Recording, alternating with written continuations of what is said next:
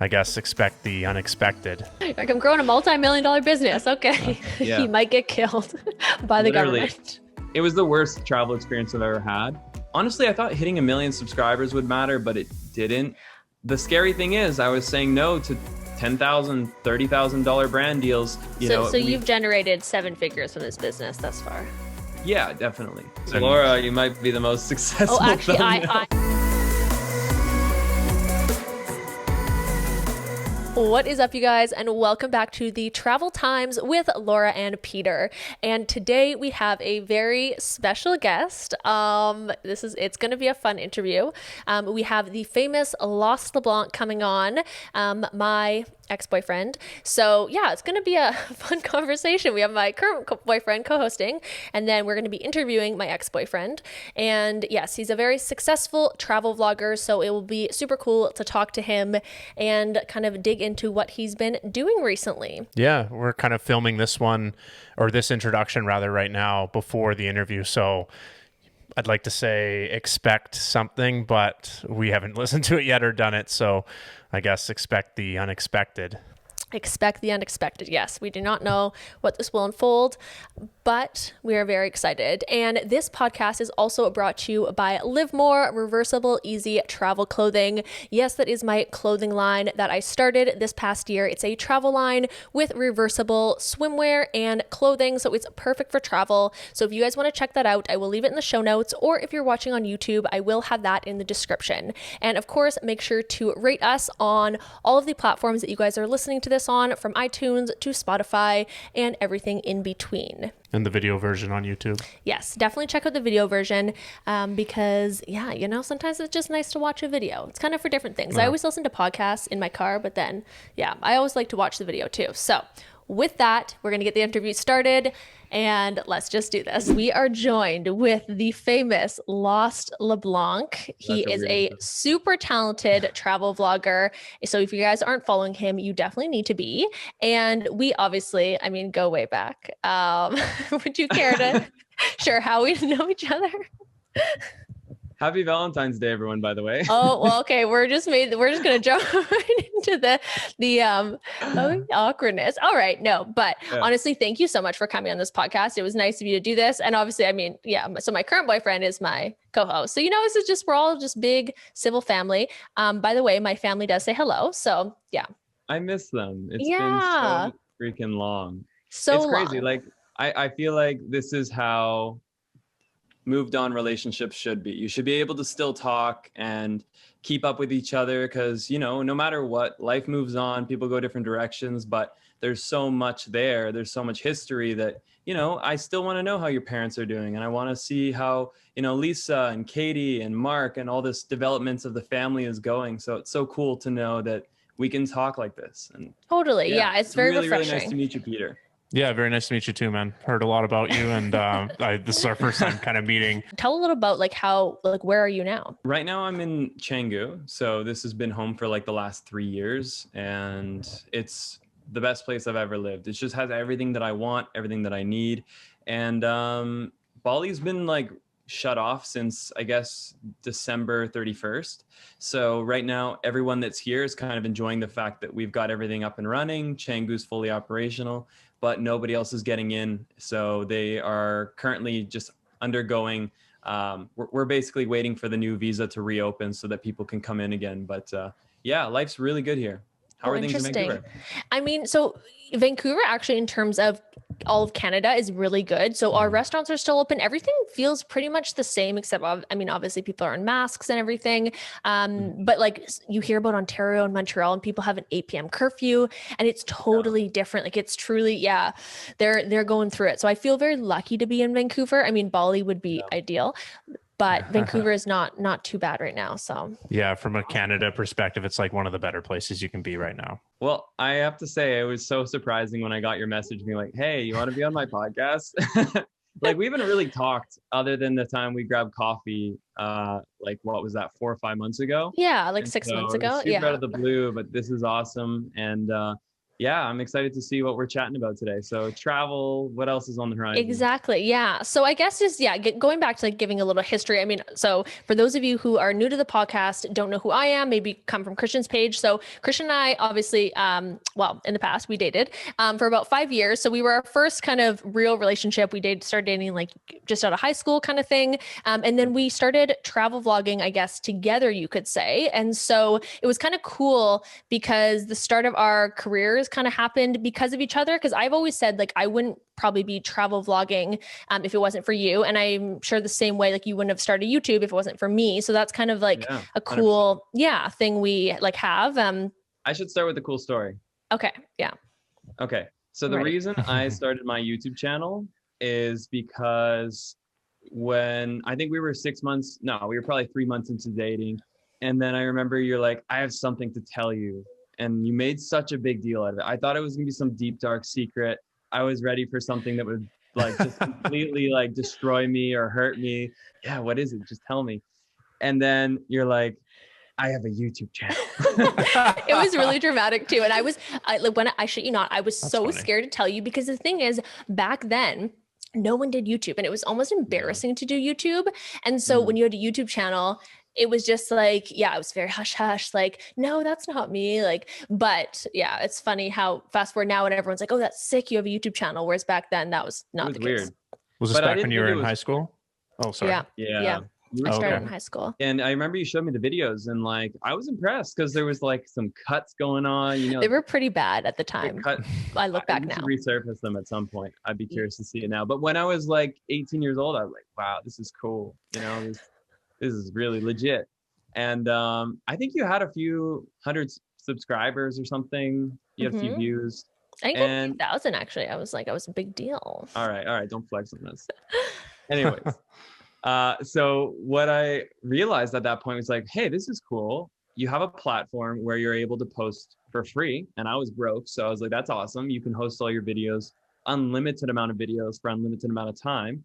And I figured, hey, it's owned by Google. This platform's not going anywhere. I'm going to be a broke student traveling through Thailand. Where can I store my videos that I can watch them 20 years from now? And I thought YouTube sounds like the place for that. So that's definitely like the moment I stopped seeing YouTube as just a place for cat videos. And I started seeing it as something that was more than that. And I don't even think I clicked in on the audience side of things because I never thought someone would want to watch me. So I was like, well, this is just a storage vault. And if somebody like my family or friends want to watch and see what's up, that's cool too. But yeah, that's how it kind of clicked for me at first. So it's pretty wild. Thank you, by the way. Yeah. Oh no, well, of course. And so you first started your channel, like you had started when was the first, like what was the first video that you made? The first video is this really cringy channel intro that was filmed in your basement. Yes, I do remember that. And it was Yeah. extremely awkward. You were like, I was like, okay, like you Holy need to give more shit. personality. That And was awful. I Yeah, remember you were trying to yelling at direct me it. And in I a was like, loving this, way. You were like, come on, get it together. And I was like it in was front really of your bad. box light and I was just sweating In my and mom's basement sweating. yeah, like Yeah. same house. Yeah. So, and then that was an intro to, you were gonna go traveling, obviously, and cause you went, both of us went to UBC, and then that's when you decided to vlog every day, which people weren't really doing back then, especially in the travel space. Like, what was Mhm. that like for you, going from just like jumping into YouTube and vlogging every day? Yeah. I mean, I just kind of I didn't actually do it every day when it first started. I filmed almost every day because I wanted to for fun, but I didn't post every day. It was like very infrequent posting. So the first year, 2015, when I did my school exchange, that's when I got my first maybe 30 videos on YouTube, and it was a hobby. Like I didn't think of it anything more than the storage vault. But then it was 2016 when I was at EY. I quit the accounting firm.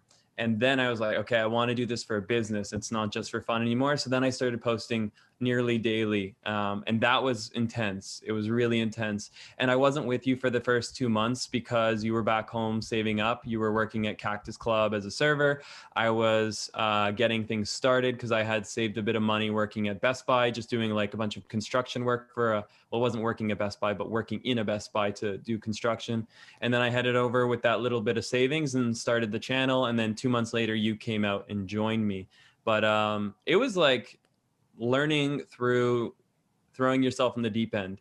It was like every single day, my life now revolves around this one thing. And it was fun. I loved it because I was doing what I wanted to do. And even though it was work, it didn't feel like it at the time. And it still doesn't. I mean, certain parts of my job have changed and I do have more responsibility than before. But back in the day, it was like all fun. There was really like just the odd stresses of like, oh, what if I don't have enough money next month, or the month 3 months from now, am I gonna have to go home? That was the only real stress in my life. So that was a really cool time. Where were you traveling at that time? I don't know. Maybe I missed that. It started all in Thailand, and then from there, once Laura got out there, we basically went everywhere from the Philippines. You met me in the Philippines, actually. And then and it was more weekend trips. So because you were going to school then, and you still had school until like April or whatever. So it was literally on the weekends we could travel away from Bangkok. But I always say like living in Bangkok was one of the coolest experiences. And I love Bangkok so much. I try to always explain that to people when they're like, oh, it's like a dirty city, but it has so much to offer. Peter and I actually went to Bangkok, I think like 2 years ago. And it was just like, it's such a cool city, especially to live in. And you'd never think that. And that's where like the city really surprises you. I really want to go back. I think like once COVID kind of chills out a little bit, that would be one of my first places, because Bali's really great and it's nice to have the whole tropical vibes, but I want to be having some rooftop drinks and be in a city for Red a little Sky bit. Bar. Sky bars are the best. I took him actually to the Red Sky Bar, you know, the one with the crazy drinks that has like the cocktail and a shopping cart. Yeah, and that was cool. Yeah. It's a cool spot. Mm-hmm. Yeah. So and how long have you guys been together now? So it's like 2.5 years. Congratulations. Thank you. Yeah, thank you. But see, this is so nice that we can just sit here and chat with my, it's like, we're all friends and we're all cool. And that's the nice thing about having like a mature relationship, is that you're just like, it's all good. It's whatever. And I think when you like get older, that's kind of like usually how things are left off. It's like, we can be cordial. We can be friends. You've built like these connections. What's the point of just throwing it all away? Oh my gosh. Yeah. I mean, we did so much together. We built so much together. It was what it needed to be for both of us. And Definitely, we learned so much from each other, from our live situations. And it's given us so much to build our businesses and develop as people too. And that's why when I saw like, you found this amazing relationship, for me, it's just like, I celebrate for that. Like, I'm happy because I want you to have someone who will be there for the rest of your life to support you and to develop with you. That's really nice. Wow, this conversation's gotten very deep. That's very nice though. I do appreciate that. And I obviously wish the same for you. There's like some theories out there that you're supposed to meet certain people at certain times in your life to learn from them and like to get you towards what you're supposed to be, or the direction that you're supposed to be going towards. I 100% would have just gone and worked a corporate job and just been, because that's what I was told that I had to do, like in my head, like subconsciously, like you graduate from university and you get a job and you work a job. Having a creative thing like running a YouTube channel or whatever, like that's not common and not suggested. And so when I had worked in that marketing company in university, if you hadn't decided to quit your job and go to Thailand, I had FOMO. And so I wanted to go with you. I 100% know for a fact I would not be doing YouTube to this day. I wouldn't have started my clothing line. I'd be working in a marketing company, working for someone else, building their dream. And so like for that, it's like, I'm very thankful for like, everything. And it's interesting when you look back on it, you know what I mean? Mm-hmm. So many things could have changed the outcome of life. One of the things I think about is that I almost messed up my vlogging career 10 minutes into arriving in Thailand. I had my GoPro, the first trip, by the way, 2015, when I was a broke student, literally just enough money to get through my school exchange. And I had left my GoPro on like one of the luggage racks when I was grabbing my luggage first arriving in Bangkok. And I like got to the taxis and I realized I'm patting my pockets down. I'm like, holy shit, where's my GoPro? Like, oh no. And that was like, I was excited. I was like, I'm going to film everything. I'm going to make these videos. And I panicked. I started sprinting. And thank God somebody was decent enough to have brought it to the Lost and Found.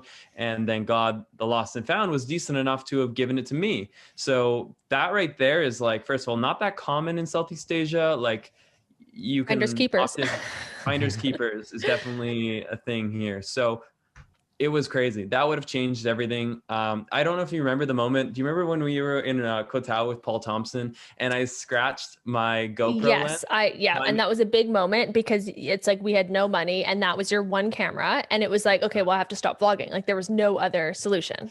Yeah. Yeah. And because I had gone down a cliff to go get his phone because he didn't want to go get it. So I went down, and I on my way back up, I got his phone. I brushed up against a rock and it scratched my lens really bad. And I was like, that's it. I don't know what I'm going to do. And this isn't like back in the day when you could film with an iPhone. It wasn't possible that way. So I put an Instagram post together, basically just sharing my sob story. And I even tagged GoPro, and that was the smartest thing I ever did, because they saw it and they're like, oh, like, sorry to see your GoPro got ruined. We want to make your day better. Like, we'll be sending you a new one. And I remember that again was like one of those moments where, you know, I could have accepted defeat and just been finished with. My career would not be here. I would not be living in Bali. I'd probably be working a 9-to-5 job. And because of these little things, like, so many times I've come close to the brink of disaster, of failure, of giving up, but then something worked out. And I mean, I know a lot of it's luck, but I think it's also mindset. Maybe I don't recognize it now, but maybe I would have just tried to find another way to get past that hurdle. I'm sure I would have, but you know, these little moments or these parts in your career can feel so fragile, and you're like, I don't think I can keep going. And that happened a lot. Yeah. And I'm also a firm believer. I mean, obviously I'm very like spiritual, whatever, but I'm a firm believer that things happen the way they're supposed to happen. And so it's like, you'll find your path either way, because there's certain like coincidences in life that you're like, that could not have been by chance. Like, I was not in this situation at that time, or like things worked out this way. It's like, what are the odds? And like, that really makes me believe that things are like, they will, even if like, yeah, they'll happen the way they're supposed to happen, which I think is kind of refreshing to know that, you know what I mean? So I'm sure maybe either way you would have ended up a YouTuber. But that being said, so like after the original trip, so you came home and you started working a regular 9-to-5 job.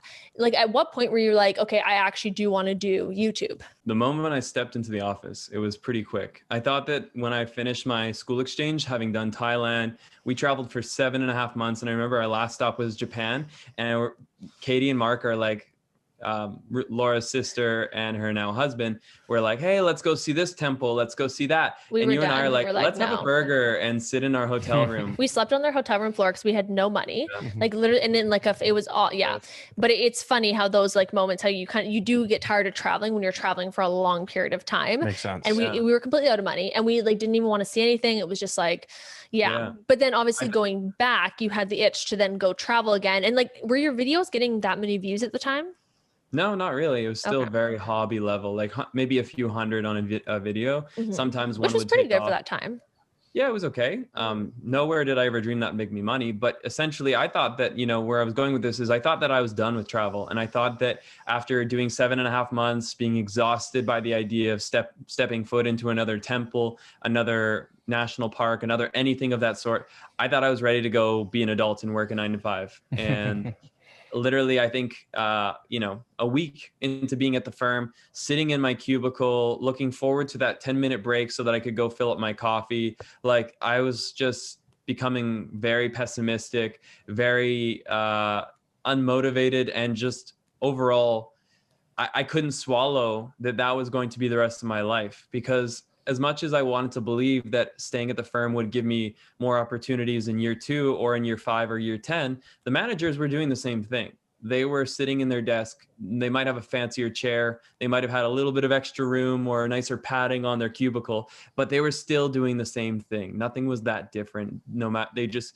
got paid a little more, had a slightly fancier title, a nicer tie and briefcase, and that was it. And for me, when I saw that, I was like, there has to be more. And immediately I started missing travel again. I was like, whoa, like that thought of, I think there was this one island I always thought of.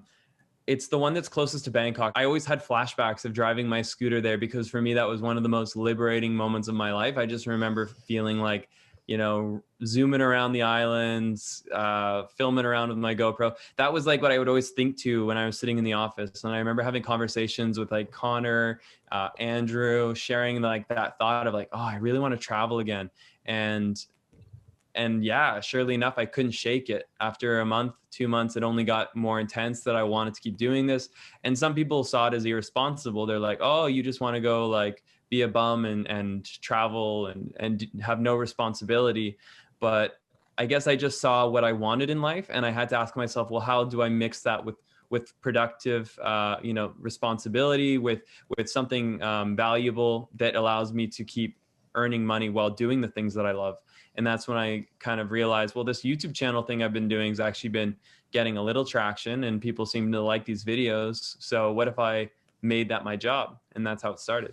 Yeah. And I think too, also like a lot of times people are afraid to go after what they really want because of fear of judgment of other people. And I actually, a standout moment and something that for me, it's like, I've always been proud of you for reaching the success that you have, is because I remember people at UBC and I'm sure you had heard this as well, that like people would talk shit and be like, oh, he's just trying to like do a YouTube thing. Like they would talk down on you and basically make fun of you. And I was like, this guy is out here trying to like go after his dreams. And because at the time YouTube was kind of like people didn't really do it. It wasn't that common as it is today.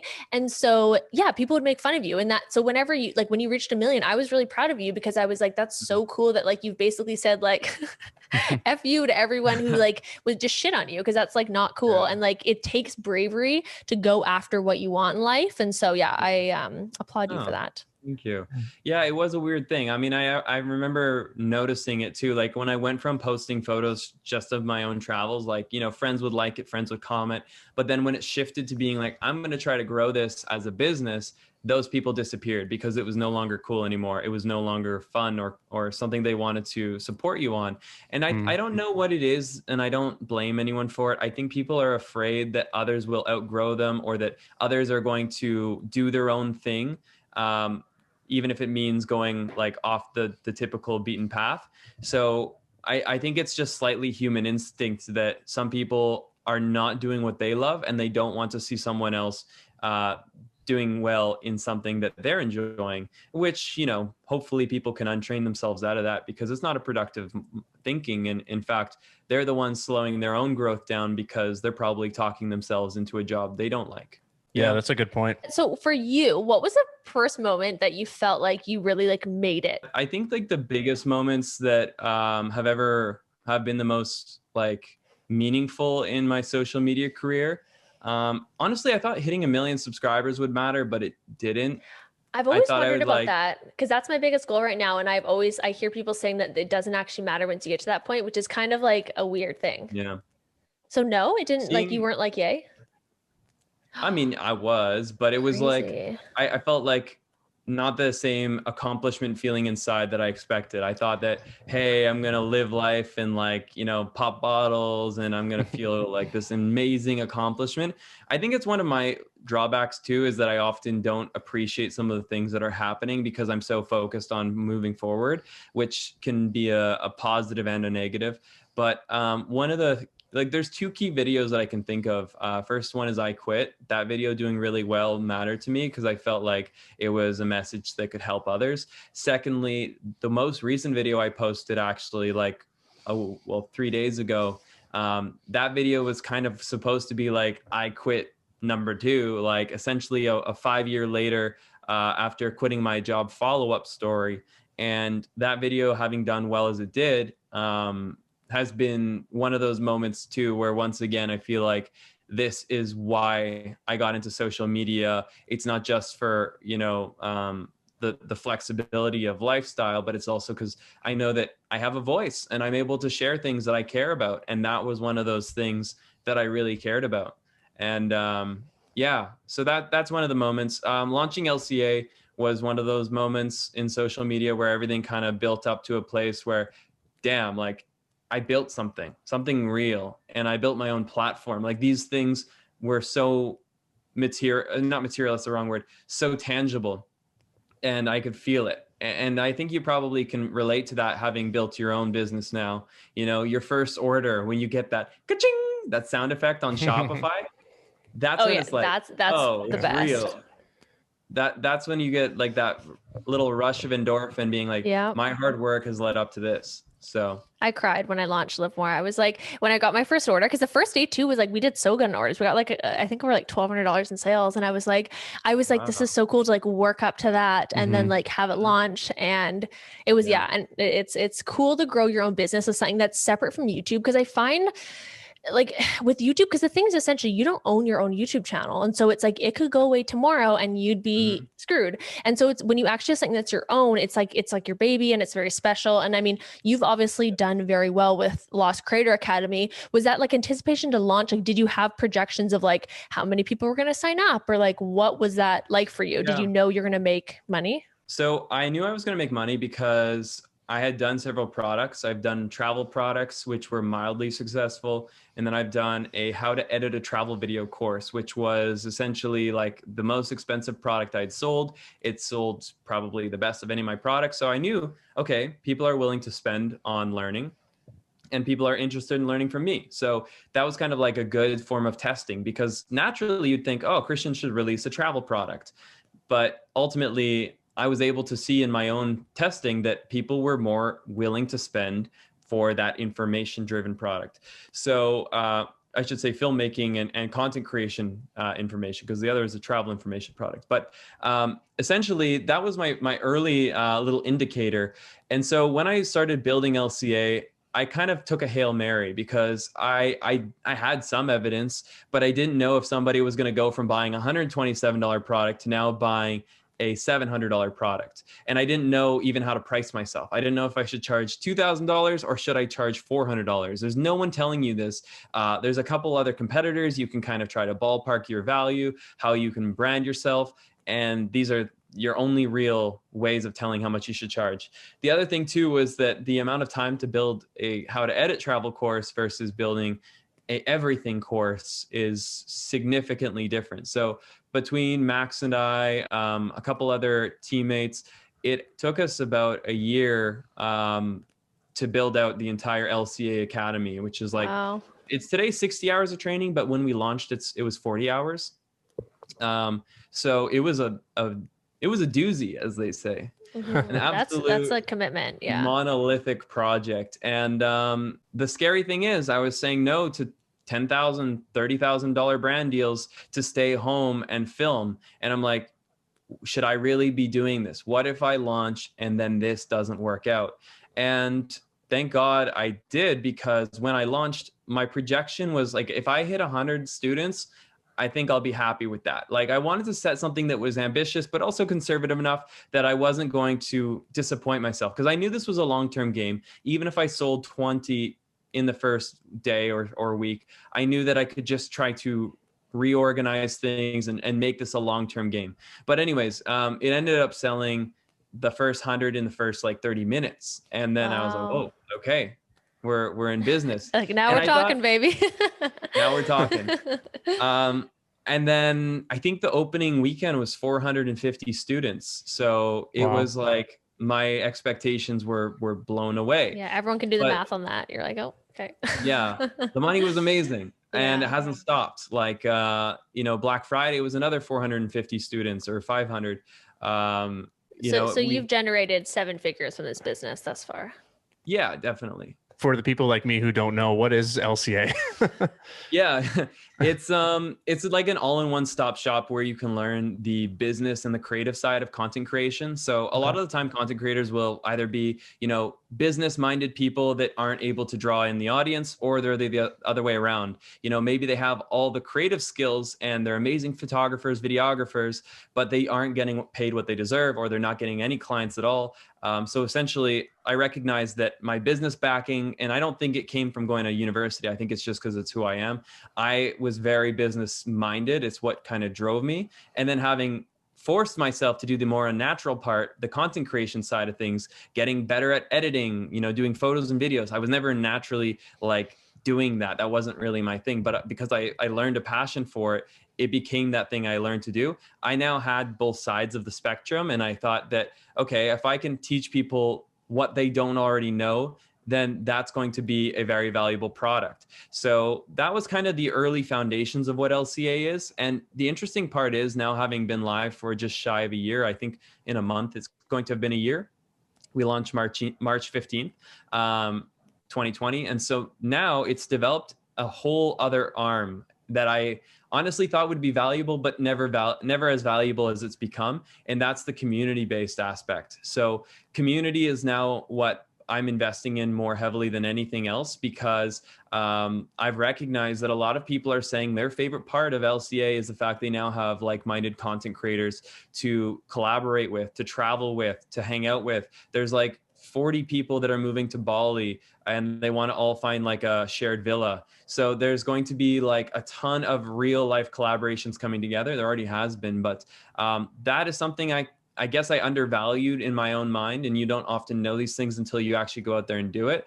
But now, having remembered our situation, I remember we went to like VidCon and we were such outcasts. Like, Oh yeah, no one wanted to talk to us. No one wanted to We talk couldn't to get in us. anywhere. It was like, and that's the problem too with also like those types of things. It's just, yeah, it's like unless you're a big someone, like nobody cares about you, and you really leave it feeling defeated, and you're like, oh, I suck. I remember you said that so many Yeah, times. I was like, I suck. Yeah, it is like, it's hard to find your community as a creator, especially like a few years ago, because there were so few of us. But even today, I mean, odds are really good no one in your friend circles is shooting photos on the weekend. Odds are really good you can't ask anyone what to do when Final Cut or Premiere Pro crashes. So who do you go to? And that's why a lot of people will give up, because they don't have someone to be able to go through the struggles with. And that's essentially what we've learned through doing LCA. We just recently hired someone who's going to be like a full-time community manager, making sure we have more events, more networking, edit and chill sessions where people just go on live streams like this and edit their photos. I love that. It's So been really cool. Oh, I was just going to ask. So, if you're, looking into LCA, is that kind of geared towards someone looking to start becoming a like a travel YouTuber, or is there other packages if you're already established? Or it's like there's only one way to get into LCA. We haven't subdivided any of the groupings of training, so it's like all in or not. Essentially, it is everything. It's not just you can't just buy the business side or just the content creation side. And the thing also is it's not just for travel. It's actually just as applicable for food blogger, for someone that wants to do their online training. Like, it's just teaching somebody how to build an online brand and giving them the creative tools to be able to do that, and the business know-how to be able to expand their reach and growth. So yeah, it has really little to do with travel. I think almost 99% of people will think it's a travel product because my branding is so heavily travel based. But yeah, it's something that's really meant for anyone. So have you kind of stepped away from making as frequent YouTube videos? Like, do you spend more of your time on building up the community of this? So how often do you post on YouTube? I'm still trying to post once a week, and that's possible because I have like 6 people on my team now. That's crazy. But it's still like very intensive on my part to be involved in every video. So because I would say LCA is my full-time job, and YouTube has become my second full-time job, but just a little bit less.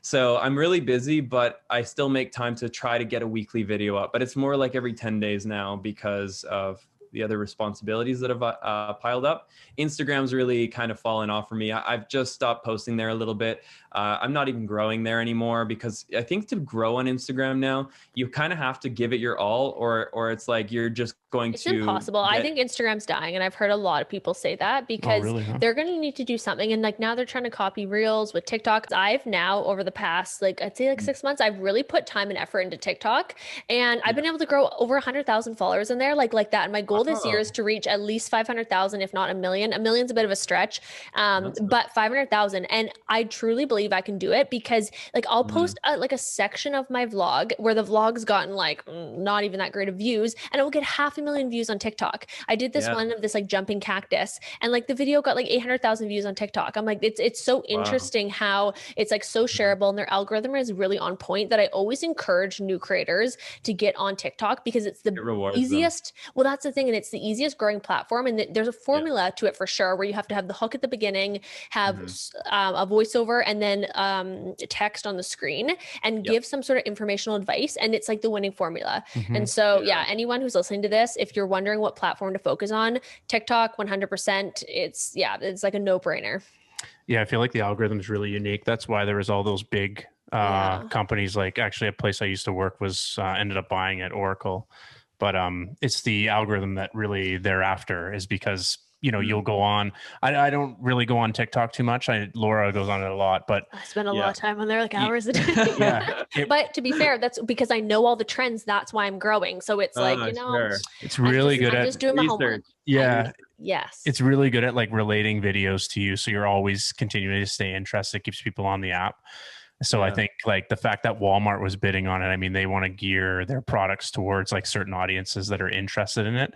So if they can tap into what TikTok's doing, they're going to sell more. So it kind of just makes sense.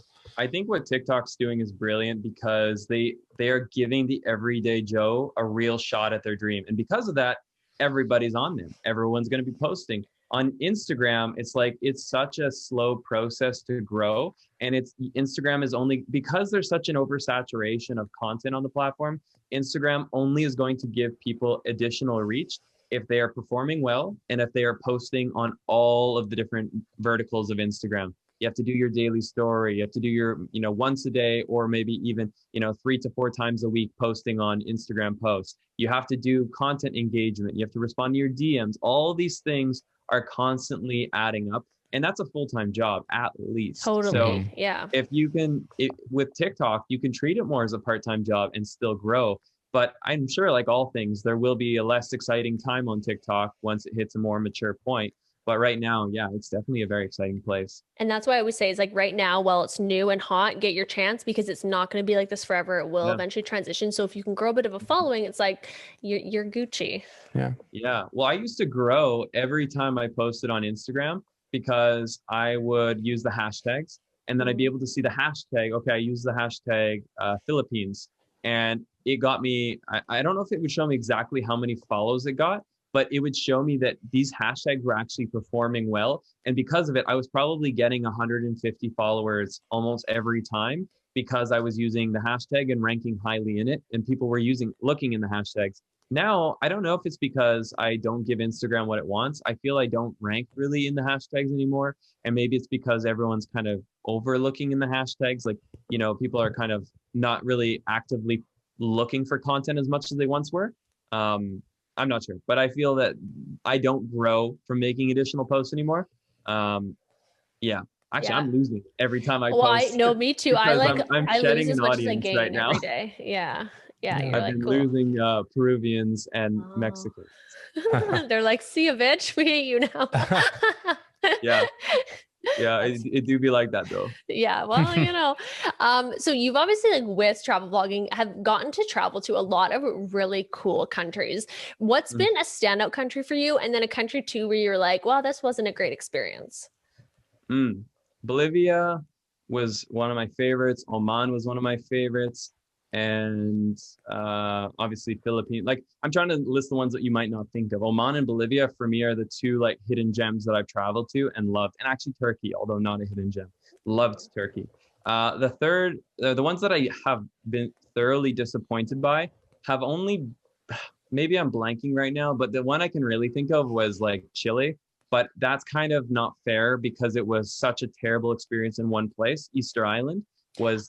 I think I watched your video on that. You had a bit of a Easter Island. The government hated you, right? Isn't that where the heads are the giant heads? Yeah. Okay. He's not allowed back there. So wow. I don't know if I'd feel safe to go back. Yeah. He might get killed by the government. Wow. I actually feel like I could show up to that country and then be like, questioned or something. Like it really is a place where I would have to second think if I go back to. Maybe not Chile as a whole. I'd probably still go to Chile, but I would not go to Easter Island again, nor do I have any interest. So that's why did that like situation? Because I did watch your YouTube video on that. Why did that escalate to the rate that it is? And do you kind of want to tell people the brief of what happened?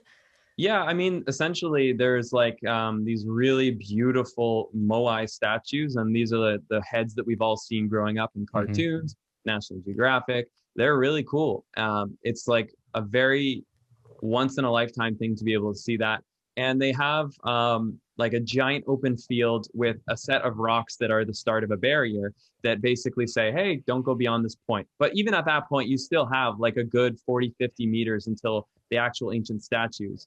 And so my other ex had stepped on one of the barriers, which by the way, is nothing more than a little flat rock, like maybe this much off the ground. And she put her foot on it to take a photo that that way that rock was not in the photo. Makes sense. But the guy obviously is just having a really bad day, probably has had many bad days. And, you know, he basically tried to take the tickets from me. And there's a funny video of it online, although it's not that funny. It is kind of funny. Everyone quotes In hindsight, everything's a little funny. Yeah, you can look back and laugh. Give me your ticket. Everyone quotes it still on my channel. It's really funny. Anyways, I didn't want to give it to him because I knew if he tore up those tickets, we wouldn't be able to get new ones, quite likely. Or at the very worst, to be having to spend like another few $100s to go buy more. What are these tickets for? Sorry? To enter all the national parks on the island. Okay. So you basically, everyone who goes buys that ticket. It's really expensive. And I feared that, in fact, you'd probably take it a step further and ban our names from being able to reissue or rebuy these tickets. And I'm like, well, I didn't fly to Easter Island to have some power tripping park ranger mess around with me. So I just refused to give it to him. And it got physical. Like luckily I didn't do anything, but I literally had to jump over a rock wall to get away from this guy. And then I sped off in my rental car after he like tried to stand in front of my car. And then I went down the one road and I knew that there's only one road. They're going to know where to find me. So then I saw him run back to his office. So I did a quick U-turn and drove the other way because there's only 2 roads on the island. And so luckily nothing happened. It was really scary though, because I was like, at any point, him and his friends could easily corner us because there's only one freaking road on this entire island. So I sped back to the Airbnb, basically contacted the tourism board of the island. They apologized, they did this, that, and then essentially they denied it ever happened after, and then they tried to blame it on us. So I think they were even making claims that or they did in the news, in the local news, they made claims that I had put him in the hospital. Wow. So then it became even scarier because it's like, well, now if I go back there, or now, you know, I could be held accountable for injuries that never happened. So yeah, it was the worst travel experience I've ever had. But that's just an anomaly. And I still don't think it's fair to say Chile was my least favorite when it's literally a small plot of land, incredibly far off the coast of Chile. Yeah, I'd go back. I'd be a little scared of landing in the country, I guess. Yeah, I find like, and that's always unfortunate because I find sometimes bad experiences will make you not like a country in a whole, which really isn't the way to like view or judge things. But I mean, essentially, it's like we're all made up of certain experiences we've had. So it's like if it's multiple bad experiences, you kind of start to be like, oh, I don't know if I'd go to this country, or you stop recommending it to people and all of that. Like, I mean, there's certain countries in Southeast Asia, I'm like, like I didn't have the best time there, like when I first traveled. And so I'm kind of like, like I wouldn't waste your time going there, even though I'm sure if I had gone and had a good experience, I'd be like, yeah, you need to go there. Yeah. Do you remember spending 24 hours on a bus in Vietnam? Well, I do remember that. I do like Vietnam a lot, but that was still, to this day, I'm still scarred. Like I went into the grossest washroom of my entire life. I can actually still smell the smell of like pee stinging in my nose. This is probably too much information. It was like a hole in the ground filled with pee. Oh, I don't even want to talk about it, but man. It was disgusting. It was absolutely disgusting. And I, to this day, am scarred from this bathroom on our 24-hour, we went on a bus ride for 24 hours to get from the middle of Vietnam to the top because we just did not give the country enough time. Yeah. So, but you know, those travel experiences and memories. Yeah. The one really funny one I remember is, do you remember that really awful boat driver in Thailand? And I started contemplating if I had to push him off his own boat. Which was a okay. wrong... What happened? Let's hear. So we had gone on a boat trip in what island were we in Thailand? Like we were going to Maya Bay. Oh, Maya Bay. Okay, yeah. So in Koh Phi Phi. Koh Phi Phi. Yeah, so we had hired this boat. We had actually 2 friends or people who we just recently met, whatever. And yeah, and then we got there, whatever, and then he was trying to like rip us off. Essentially, you ended up basically getting mad at the guy, obviously calling him out, whatever. And in those situations, I don't know. I just feel like you need to be kind of like more careful. But you were pissed and whatever. So you confronted him, and then he started to get really mad at us. And then you thought that he was like calling his other boat friends over to like come and like hurt us or something like that. So then it led to you. Because we were in the middle of the ocean at this point, and I'm like, he's driving so slowly and he's on the phone with his friends. And I see boats, like a boat approaching from behind. And in my mind, I'm like, there's no one else around. He's clearly pissed off because he tried to scam us a little bit once we got on the boat. And I would get mad if someone tried to take 25 cents from me, let alone, you know, the extra dollars he was trying to charge us. So I was like, no, like you said this price, that's what we're paying. turned into a bit of a yelling match. And then Yeah. he starts going even slower on the boat in the middle of the water. And I'm like, in my mind, I told Laura, I'm like, just be ready. Like, I feel like I I was might like, need be to ready push him for off his boat. what? Which would have been uncalled for because that was not what ended up happening at all. He drove us back safely. It was fine. But I felt like that was a situation where you have the may boat that had was behind us just passed by. misread the situation. But I think I had all the reason to be startled because Yes, he definitely. was like not talking to me anymore. Remember? Because I went to him, I was like, fine, take the Yeah. money, take the money. And he said, no, He was no, trying it's to- fine. and And he's like, I no, remember being scared. no. And at I this was point, I'm scared. like, shit. Like his friends are coming to like take our stuff, and then probably leave us in the ocean or something. And that's like it was survival instinct. Is like I might have to push this person into the ocean and take control of this boat, but I didn't. That would have been my worst travel experience. Thankfully, it didn't come to that. We were good, but It Was would it have been a one good of- vlog though.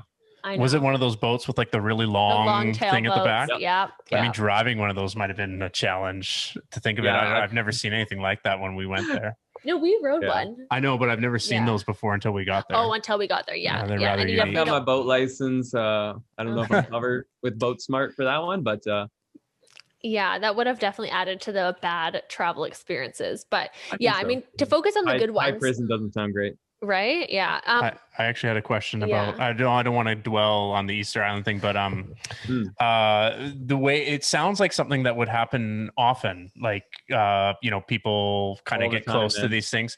So did anyone reach out and say like, hey, this happened to So many me? people. Yeah, I would Yeah. imagine And so. that's why I felt like it was okay to put this video out there. I would feel really bad to sewer a whole island and their tourism over, one incident isolated to one person.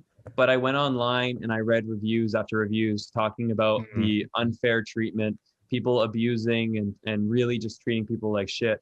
And I was like, okay, that's like a couple strikes for them. And then I get DMs, people being like, look, they did the same thing to me. They Mhm. tried to like get money from me. They tried to hurt me. Like, and I was like, oh, well, this is systemic. This isn't just one thing. And at this point, it's actually my responsibility to share the experience I had because this is going to be the only thing that will cause change or at least make someone think twice before traveling there. And I hope it did both. But ultimately, I would not advise someone to go to that island. It's unsafe in my opinion, especially when things got heated like it did to the point where the tourism board or the people who oversaw the ministry of that island were getting all like tied up in the lie as well. You think that the people in charge would at least help straighten things out, but they did the opposite. So for me, it shows that whole island is a liability. Mm. Yeah. Interesting. Interesting. And have you ever had any videos on YouTube that have not been really because I mean, obviously you put that video out and you're like, okay, hopefully people understand where I'm coming from, whatever. Have you ever Yeah. had any videos on YouTube you've had to take down or have that Yep. had not been One. well, I think I know which one this is. Saudi Arabia. I've heard. Okay. Yeah. Yeah. That was one that did not get taken well. And in hindsight, I can see why some parts of it were not. So whenever you deal with luxury, there's always going to be people that get a knee-jerk reaction of like, yo, screw this guy. Or, this guy is, whether it be jealousy or whether they be thinking that I got paid off to say something because I'm living life and it's good, whatever.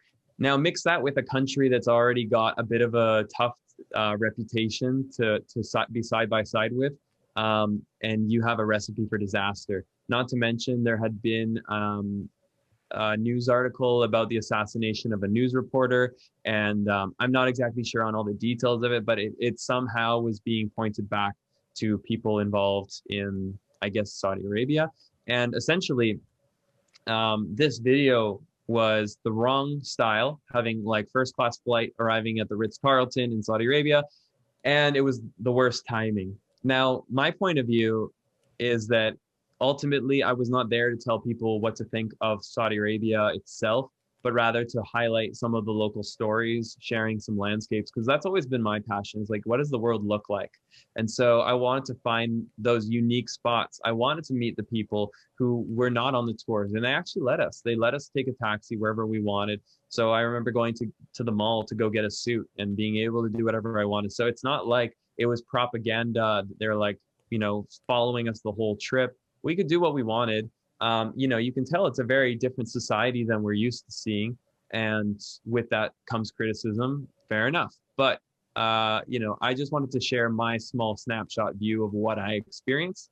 And no matter what I wanted to see on my side, it would never be received that way because of the fact we're staying in a nice hotel and it seemed like we're being paid off to say something. So there was a lot of things that just wouldn't have worked out. I took the video down and it was for the best. And were you with other creators on that trip? Like, did they also get backlash, or was it like you guys as a group? YouTube is one of the most, it's one of the platforms where you can get the most backlash because there's a conversation going on. On Instagram, like the worst thing that happens is someone says a nasty comment, it gets a few likes, but people don't really like get deep into a conversation. And not to mention a photo will never say as much as a video can. And so you might have said a sentence in that video that didn't come across right, or whatever else. There's so much room for criticism in a video. So the Instagrammers, I was basically the only one who was doing a YouTube video of the trip, aside from like one other guy who did an entirely cinematic video, and that still got a lot of backlash, but not as much because it wasn't a vlog. So yeah, the others got backlash, but no one had it to the point where it wasn't more than they could just 48 hours later be over with it. People forget so quickly, but on YouTube that video would be there forever. And it was one of my most watched videos in the first hour, and I'm like, I don't want my most watched video or the video that could quite likely go viral being the one that hurts my reputation. Yeah. And I heard, I don't want to ever say that all the criticism was unfair. It's just, I guess I was naive to believe that it would be possible to separate and just appreciate one side of a country without involving the entirety of the country. So how long was the video up for? An hour. Well, people were calling me a murderer. It got really dark. It got really heated and emotional. And I mean, that was one thing. Then other people were calling me complicit with all of the different criticisms toward the country. So it was tricky. I really want to believe that Saudi Arabia can get their act together in these areas. And I think it's possible. I really think the best thing for them is opening up to the world. So in some senses, the argument of don't talk about them, don't show them, in my opinion, only keeps a country more isolated, and it only prevents the expansion of ideas, of beliefs. And so you look at Dubai, and Dubai is this vibrant place where so many different people come together. I think that's what Saudi Arabia wanted to do. And so it could have been a real positive, and I still think that's their strategy. Since then, I've been contacted for a couple music festivals in Saudi Arabia. Well, that was pre-COVID. Oh, interesting. Yeah. I did decline them just because I didn't think it was my place to get involved at that time. Maybe in a year now, when things kind of are, I don't know. I'm not gonna, although I would love to believe the idea that they want to be open about the country. Even I sent them the video for approval, and in that video I said the exact same thing. I said, look guys, this is awesome that they are opening up their country to other people. It's going to give the opportunity for the locals and for us to be able to make something better together. And they were cool with it. Like they were not telling me, you have to say this, you have to say we're this amazing nation that has everything figured out. There was a real openness to have people talk. And so it felt just a little bit unfortunate to me that there was no willingness to have that conversation. But I understand that flying in on a first class ticket takes away your credibility as that voice. So if I were to go back, I would do it maybe on my own dollar, and I would go in typical travel style, find a local guide who could take me to show me the real Saudi Arabia. And then hopefully people would be more open to seeing it, because I would love to go back. Yeah, and you had a connection there too, right? Because your mom was a nurse there when she was younger. Is that correct? Yeah, which I think was a really cool thing, obviously, for you to include and like share that. Mm-hmm. But I mean, obviously, like the other stuff going on kind of overshadowed any of your personal connection of why you wanted to. And I think most people didn't watch the whole video. They probably just watched the first minute, and then they said, "Oh, look at the comments. I'm just gonna bash." Hate is contagious, unfortunately. Yeah, it's crazy how I mean. Yeah, I'm a consumer. I'm not a creator, but it's crazy how you can look in the comment section and people are hiding behind these names and just saying like just stuff that I mean, just the most toxic stuff. it's really something that even just looking at it, even though I'm not involved in any of these videos or anything, it's just like, it's kind of like Yeah. sad to see how much hate some people have in their hearts. Like it's wild. Yeah, because it really reflects nothing about the creator. It reflects about the person. I think criticism's fair, and I was actually really like totally cool with the people that left that criticism voiced in a way of reasoning, of discussion. But the people who take that firm stand of like, I am the holy one, you are the evil one. Those are the people that clearly need help. They need, they have something in their lives that they are dealing with, and they take it out on other people. So Mhm. I think that unfortunately, I've seen a lot of hate these last few months. It's something I'm quite new to. Saudi Arabia was an anomaly, and that, you know, I'm fortunate. That was probably the only video I've ever had to take down. It was the only time I've ever really felt like, wow, that cut deep. Because usually when you get 1,000 compliments and one insult, you can brush it off. But then when you start to get all these insults, no matter how thick-skinned you are, like it starts to bother you. For sure. And yeah, but you know that comes with the ground of being on social media. Unfortunately, there's going to be moments in your career where you'll do something that others don't agree with. Even the nicest, the best people, like I know channels that have just done everything clean and by the book, and they're literally the most like picture perfect couple, and they do one thing that people don't agree with, and it's like, I think I the know too, enemy, you are what the you're enemy. referring to. Well, I Yeah. think right now the biggest thing, like I know Laura's had this a couple times, is she'll do something, and I mean being travel related, and the people are immediately jumping on like a COVID shame, which it's Mhm. like, even if you were the safest person, wore a mask, got tested, all that stuff, Well, I people chose, still jump on, yeah, you because it's know, like I chose it's not to crazy. travel this year, like internationally or anything, and like I had not traveled, but like I'd go somewhere in BC, and people would be like, "You shouldn't be Yeah. traveling," and it's like, what do you want from me? Like I'm trying to be as safe Yeah, as possible. I'm not traveling internationally. I'm not traveling out of Canada, whatever. Like all the yeah, last year, and it's just, yeah, it's really frustrating, honestly. I try not to let comments Yeah. get to me, but me being an emotional yeah. person, it's always tough. You've always been someone who have been excellent at taking criticism. I'd say that's like where your strong suit. Does it ever actually affect you? Is there ever comments where you're like, oh, that, yeah, that stings? People will say things that are just silly insults, and no, I don't typically get too bothered by it. Um, yeah, it's just unfortunate now that after a recent breakup, it's the insults that you would expect to last a day, a week, because people simply, you know, have their own theories and opinions, and they have no merit to them.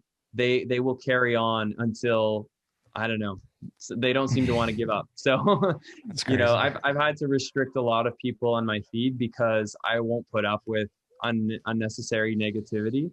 especially when they have no grounds to them. So, you know, that's been frustrating, but not hurtful, just frustrating. Yeah, and I think that's the beauty too of like owning your own page is that if someone's being taking it too far and they're overstepping, you can block them, and like that's the freedom you Mhm. have. And it's like, of course, you don't want to go around blocking everyone, but essentially, Yeah. it's your page. If you're feeling like you're being Mhm. unrightfully called out or anything like that, it's like you're have the ability to remove them, and I think people should. You have to guide the conversation on your channel too. Like I love keeping feedback and criticisms because there's an intention for advancement, not for shaming or for pulling someone down. But when somebody's just spewing hate, the best thing you can do is remove it because it brings all the other haters out. Mhm. If you have Yeah. one 100%. hateful comment, it's going to get more attention than the loving comment. And so it's getting more likes from the other people that relate to that comment or that have something they want to get off their chest, or someone had a bad day and they have no control over themselves. They will pile on. And because comments rise to the top when they get more attention, it can actually take the neutral person and form their opinion too. You know, like people who are on the edge on something, you know, whether it be about a breakup or a visit to Saudi Arabia or anything that can be controversial in nature, there's a lot of people that don't have their opinions formed, but they can easily be swayed by what they're reading from others. And they almost, without knowing it, lose control of their own thought. Mhm. So you have to control the conversation on your channel, especially when it gets to that kind of place. Yeah, because people are just downright mean, and there's a lot of times too when it's like, yeah, you can just tell the comment is uncalled for. It's just not like you're. Yeah, I'm like, I'm not gonna cry this time. I'm not gonna cry, and then I'll be like, Have you why are ever people cried? so mean? Oh, 100%. I was having an emotional day, like last week or whatever. I was stressed about work, and someone was leaving these like really rude TikTok comments, and I was like, why are people so mean? I was like, Peter came out, and I was like crying on the couch. I'm like, people are so mean. And then I got remember that myself together, actually. and I was like, no, F you. I'm not going to let this affect me. But it does take a second, especially too when people pinpoint areas of your insecurity. That's for me what always kills me. Cause like for me, Right. I always, so like I get like melasma, which is like the darkening of certain sensitive areas of your skin. So when I travel, I get like melasma on like my nose and like on my upper lip. Basically looks like I have a mustache, which is not great for filming. So people always leave comments being like, time to shave. And I'm like, I'm going to hurt you because I do everything to try and get rid of Yeah. this stupid melasma, whatever. Yeah. It's a little thing, but it's something that like triggers something in me that I'm just like, I don't even want to Mhm. film. I don't whatever. And it's so funny how people know how to like pinpoint your insecurities and just like put the knife in and Um, twist. You're like, okay, you yeah. know what? I've had enough for today, social media. Yeah. No, But that's definitely but comes it with is the what it is. It might territory. also too be worse for women. I think men, I it's like think it how is. many things are you going to insult a man on, like whatever. Whereas women, it's like, oh, she's looking fat, she's looking skinny, she's not looking Mhm. as pretty, whatever. Yeah. But I mean, that's yeah. It's very rare that I get attacked for any physical reason. I get more people concerned. They're like, Christian, you look tired. And sometimes I'm like, You're like, yeah, damn no right, I'm shit. tired. Like, Like I'm growing a multi-million-dollar business. Okay. damn right, I'm tired. And, Yeah. like, actually, a lot of people have been saying I look skinny. And I'm like, what are you talking about? Like, but then I Oh. saw videos of me like 5 years ago and I'm like, I had a way rounder face. So, yeah. For you, has there been any travel creators that have been really great connections you've made over the years, or people who, I mean, are like your close friends? Or inspire you. Yeah. So I've always kind of been like a little bit on my own journey with all this. I don't think I started because there was any inspiration. I definitely the person who I at one point in my life watched the most in the travel space was Ben Brown. That was like 4 years ago, He's like 5 years OG ago. travel vlogger. Yeah. Yeah, he was just like creating cool videos of like travel, motocross, dirt biking. Mm. He talked a lot about camera gear. So a lot of interest alignment there. And he also put it together in a nice package. And I liked his presentation style. It was very chill. And so that was probably one of the first people who when I was making my videos, I was like, I want to do more of that. I want to do, more cinematics. I want to have B-roll, slow motion. And you would think it's easy just to copy someone, but then in reality, I got that 1DX Mark II and I started filming my toast in slow motion, and I realized I made my videos really shit. So there was a huge recalibration process, and it's still undergoing all the time. I think I have the formula figured out, and then I'm like, oh, maybe I should do less of this, more of that. That's like always going to be there. I don't think anyone's going to get to a place where they're like, I'm satisfied, I'm there. But he's one of the people that I took early inspiration from the most, I would say. Other than that, not really. One of the people that I think are doing a really good job in YouTube altogether are like the Yes Theory guys, because what they do is they're so strong at the title and thumbnail game. And for me, that really shows me that no matter what, I can go off on a journey and tell an incredible travel story. But if my goal is to make sure this video does as well as possible, it's important to do the latter, but also think about the title thumbnail first and create your whole video around that topic. So that's kind of something that for the last 2 years, I've been saying I want to really get together. And to some extent, I still have not been doing that as well as I need to be. But they are definitely good role models for how I should be kind of doing my videos in the realm of travel. Really chasing those topics that have that high click-through rate and have a good thumbnail that will catch people's attention. Also, for my newest video, I changed something, and that was really interesting. I did a whole video on it in LCA where I was, from the very start of creating the video, I was like, look, guys, this is a big video. I don't know how it's going to do, but I need to make sure it does well because I'm putting everything into this. So I basically share the process of trying to create the perfect thumbnail and title. And then Max and I had filmed or edited, 3 different thumbnail options. And I was like, okay, this is one way to go about it. But what if we just take today, write it off, and let's go and shoot something specifically for this video? So we went to H&M. I bought a cheap suit, and then I asked my buddy if I could borrow his pool, jumped in his pool, and that's how we got that thumbnail. Instead of using those other thumbnails, I took them as well as the new one I'd created, and I ran like a bunch of testing and polls on my Instagram stories. And because of it, I think it's the fastest video that's ever hit 100,000 views on my channel. So it is like the most positive reaffirmation that this is what I have to do within reason for almost every video. If I spend like several $1,000s making a video, and then I spend a week filming it, how dumb is it that I only give it an hour to create the thumbnail and the title? And that's often what it is, because it's like, it's such a process. I'm like, I got to move on to the next video. I can't do this. And so I just think I need to realign my strategies again. It was cool that it turned into be an LCA lesson, because it was almost like I was learning as I did it. But I think it's true that I will be probably reserving a half day to a day now for the creation of a unique thumbnail, so that I can hopefully create something that will outlive the quality of the video. And that all relies on title, thumbnail. Huge tangent, but those are the two creators. And then of course I've met a lot of people through this content creation game. It's been amazing. A lot of these people have become good friends. One of the guys actually is hopefully coming out to Bali. His name's Sol. He was traveling with me in Egypt, and he's a dude who I met in Cappadocia. And I was like, hey, it was so nice to meet you. See you later. He came to Istanbul when I was there. We met up again, and we had such a good time. He was training us from our villa or our loft.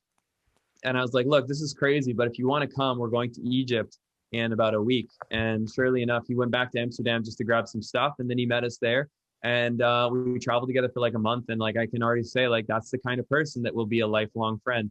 And then, Cam and Kelsey, that we met them through content creation. They're still my best friends. And so I've met a lot of people that are more than just the on-screen presences. They're going to be long-term lasting friendships that really matter. And that's so special too, to be able to connect with those people like you wouldn't normally, if you weren't doing this, be able to connect with, and like-minded individuals. I was also going to say too, that's about going back to the thumbnail thing. That's interesting you say that, because I remember actually a friend of mine telling me that he spoke to Mr. Beast once, Mr. Beast is he's such a successful YouTuber, and he apparently spends, and him and Yes Theory, they spend 80% of their time on content or on thumbnail creation and title, like testing them, and 20% of the time filming the video. And I was like, that's so interesting and people don't even realize that. And I, for sure, myself don't even do that by any means, but it's something I need to focus on more. But it's not natural. It's a business. It feels weird. But the thing is, if you want anyone to watch your video, you need a high click-through rate. And so having something, and even doing testing and putting on polls. So if you guys are wanting to be a YouTuber who are listening to this, that's something that you really want to go and study other YouTubers, see what they're doing, see what works. And also to even like when you go to someone's channel videos, you can go search by highest viewed video and look, and you'll most of the time see a trend between all the highest viewed videos. And it's some sort of really catchy thumbnail and really catchy title. And so studying that is so incredibly important. So a little tip for those new YouTubers out there, anyone who wants to be a YouTuber. Yeah, true. I have some common denominators in successful videos. What's blue that? Water. Just blue water. Oh, Blue Ass Water. Cody, go.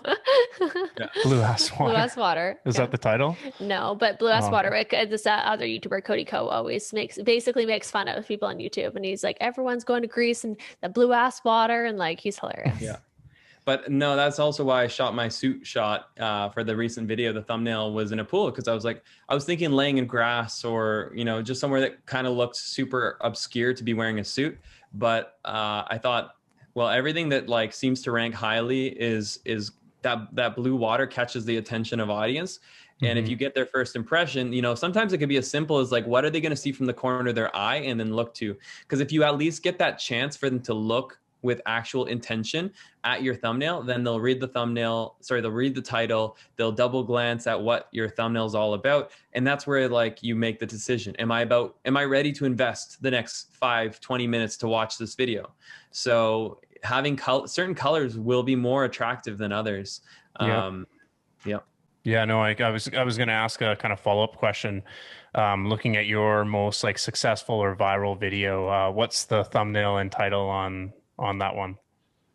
And what was the I process? think Laura, you might be the most successful. Oh, actually, thumbnail. I am the thumbnail. It's me. It's he has a little bit of a trend of using I didn't know that, by the way. That wasn't women's a backside baked to get question. view. But to be fair, yeah, it's like, I mean, obviously women in bikinis does well, but especially Yeah, back in the day. I had to move away from leaning so Yeah. heavily on that strategy. And of course, like you work hard on a video, it's like, oh, I can make this creative thumbnail, or I'm just gonna use this. It's gonna Just do stick better. a chick in a bikini, and Yeah. it's like, oh, It's gonna do perfect, better. 100,000 Something views. proven. You're like, Yeah, done. yeah, But at a certain point, if you're trying to build something bigger, you have to stop leaning so heavily on those definitely. cheap wins. And I think that was a change I made. I mean, I'm not going to say there's never been a thumbnail with a bikini in the past 2 years, but there's definitely been far fewer. And I don't use it often. Also, because I think 2 years ago, they announced that YouTube was stepping and cracking down on that. It could come back to change your channel's almost like PG friendly rating. If you are leaning Yeah. too heavily on sexualized content, not only is it probably morally a dilemma for some people, it's also going to be a business issue for you. So for me, it just made sense to stop using them as heavily. And, actually 2 videos ago was the first time where I used it, but it wasn't even by choice. Knew I Oh, had to okay. use Uh-huh. the video. Just kidding. The video picked it.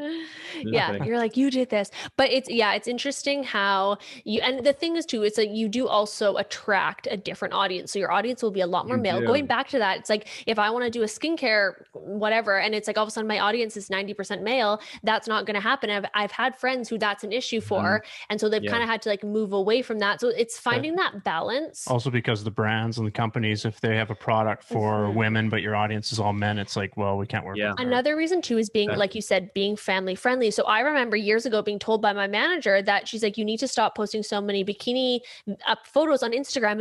They weren't even sexual photos. It was just me in a bikini on the beach. And as soon as I kind of stopped doing that, I did start getting more brand deals from like Procter and Gamble and like those family friendly brands where they don't want that Instagram model look. They want someone who looks wholesome, whatever. And so it's like, okay, I can get a lot of likes or I can get money. And essentially it's like, we're doing this as a job. We need money. So you have to sacrifice some of those likes and views for a greater purpose, essentially. Unless you want to be a Bang Energy girl. Well, hey, Or that's OnlyFans. we love. Oh, well, yeah, we love the hustle. I also too. Peter and I were talking earlier today. We love how I'm fascinated by this has OnlyFans. like and everyone's like, I'm not doing OnlyFans. I'm like, not me. But hey, I mean, if that's your brand, if that's whatever, get that coin. Like if you're gonna post those photos anyways on Instagram, you may as well make money from it. I don't know. It is a bit of a predicament, because like I've had this conversation before with people, and they don't really have to change much of who they are or what they're doing, but their personal brand takes a hit from close friends, family. Totally. And Your mom, that like, is what the are you big doing? And the content lives online forever. It's well, like, that's I don't know. Yeah, you're right. It's a pretty big decision, I think, if you're going to like plunge into the OnlyFans realm. Yeah. But it's true. Like, what they post on Instagram could be exactly the same, but yet if they put it behind a paywall and they provide something that's slightly different, doesn't have to be more sexual, more anything. It can just be different content. People will pay a lot of money for it if people look up to them for their looks. And I think that's actually what most of them are doing. It's just content off of that's like not on news. Instagram. Yeah, it's just extra. So fans are getting, a unique kind of sneak peek into other photos, videos, whatever. Well, we respect the hustle. All you males, females out there trying to hustle, we respect that. Whatever route you take, positive spin on it. Okay, so I like that. Yeah. I mean, we've been talking for a while, so I would love to give some like closeout final questions for you. What do you see like your future looking like 5 years from now? Do you plan on staying in Bali? Where's your channel at? Yeah. 5 years from now, it's hard to say, but I know that like my goal is to continue to grow my roots here. I'm planning to build some villas out here for investment purposes, but also building my home. I want to, I've got 2 dogs now. And this is recently, right? Little floof balls. Yeah. They're a handful, but they're fun. Aww. They're so much fun. And that's kind of got me like realizing that, in 5 years, I think if I'm not starting my family, I'll be starting my family in 5 years. I was like, does that sound? Yeah. I was like, hey, we're not getting any younger. So. No. I mean, I'm 27 right now, so by 32, like I hope to have like at least my first child, and I think that's what I would like. Oh, very But exciting. I also know that 5 years is a long time. It could happen sooner, it could be further away. I'm not going to stress by it. Oh. All I know is that I like the fact that I feel my business has given me financial flexibility, but also location flexibility.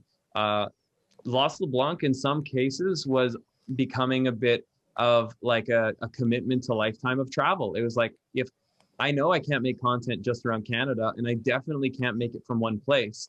So how am I going to be able to ever have like a settled home life? And I want that. I don't want to be somewhere 10 months of the year, but I want to be able to, have somewhere where I'm at for half of the year, and then the rest of it might be spent on little trips around. And so to have that, I'm so glad that I built LCA. Actually, that was one of the reasons that I was like, I need to build a new business that one day allows me not to have to step off to Zimbabwe because it's time to create some fresh content. And You're like, bye, kids. I'm going to Africa. yeah, pretty much. So yeah, I don't know. I'm really enjoying my business. I want to keep building LCA. That's my 5-year strategy, is to have it become bigger and better.